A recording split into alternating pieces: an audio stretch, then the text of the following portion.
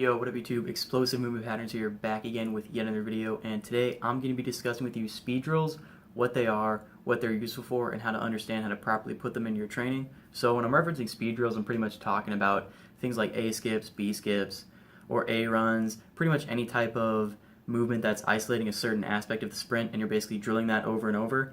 And if you're only doing speed drills, you're not going to make any significant improvements in speed. And the main reason for this is because drills are done at a very slower pace than actually sprinting. So you're not getting the same type of nervous system activation, fast twitch fiber activation, and you're just not developing force production the way that you would through doing actual sprinting. So if you're only doing speed drills, you're missing out on the most important part of getting fast, which is actually getting out there and sprinting and being more explosive. So if you're only doing those speed drills, you're not going to get faster. And a lot of people think that if you can do these drills over and over, that's going to result in significant gains in technique, significant gains in form, but that's only going to come if you can sprint as well as doing those drills. Now, despite the fact that drills aren't going to make you faster on their own, they are useful as a supplemental tool, and I'll discuss some of the ways in which you can use them. Alright, the first part and why they're good is as a warm-up before actual sprinting. Like I discussed, sprint drills are isolating certain aspects of the sprint, so if you do them before sprinting as a warm-up, it's not only going to do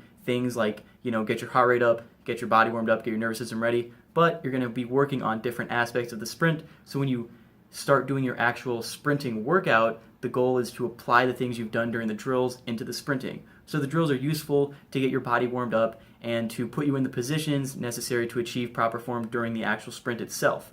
So the drills are just kind of getting you ready to perform the sprint itself. They're working on coordination during different movements of sprinting. So by doing the drills before your actual sprinting workout, you can work on the different areas. You can get yourself coordinated, get yourself ready to carry out the actual movement. And that's where drills are important, is because when you can do the drills properly, you can then go out there and apply them into your workout. That's when drills are actually useful and actually helpful. When you apply the things you've done through the drills immediately and carrying it over into the actual sprinting itself. So drills by themselves aren't going to result in an increase in speed, but if you use them as part of a warm-up and you get yourself into that mindset of performing the drills properly and then going out there and applying it into the actual workout, then that's when you're going to see gains in form and in speed from doing drills. It's an indirect increase in speed from the drills, but still it can help you out when it comes to improving your speed.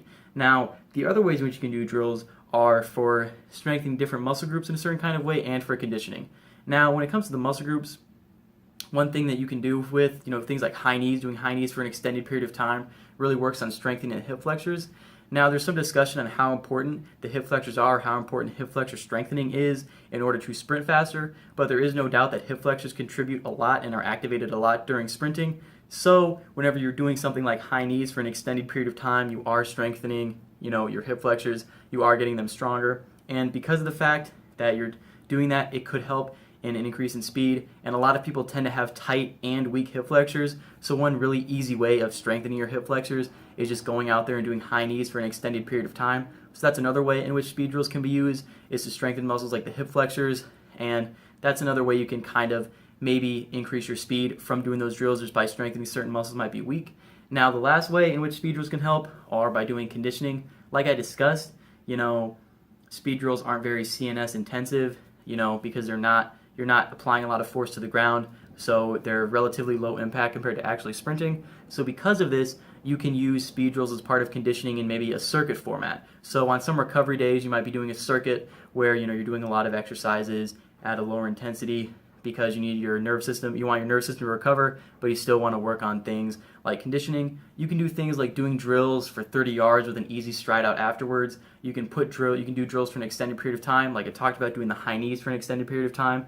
This is not only going to strengthen your hip flexors, but it's going to get a sort of cardiovascular and aerobic component into the workout. So if you are looking for a circuit to do that can help improve aerobic capacity on days where you're not doing high intensity work, putting speed drills into the circuit is a great way of doing something a little bit more sprinting specific, while at the same time getting a sort of aerobic component into it. So to summarize, speed drills can be helpful towards your speed and towards your training if you're using them as part of warm-up before your sprinting workout, if you're using them to strengthen certain muscles and to reinforce postural elements of sprinting, and if you are using them as a sort of conditioning in conjunction with doing circuits.